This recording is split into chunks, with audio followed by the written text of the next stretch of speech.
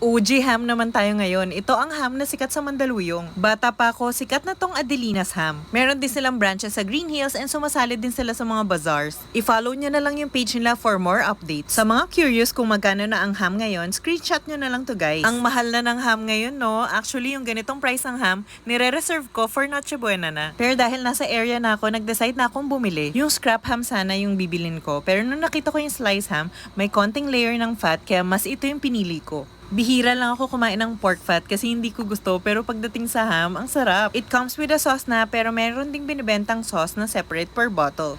Yung sauce niya is parang honey, not sure lang kung tinimplahan nila to. Pero bagay na bagay siya dun sa ham. Nasarapan ako dito sa Adelina's kasi mild lang yung flavor. Not too salty, tama lang yung pagka-smoky and tamis. And ang pinaka-winner niya is nagbe-break apart yung meat sa bibig mo. Kaya ang sarap. Pwede siyang papakin pero mas gusto ko siyang ipalaman sa hot pandesal. Sa totoo lang, ang mahal na ng ham ngayon pero masarap. Okay to ihanda sa Noche Buena.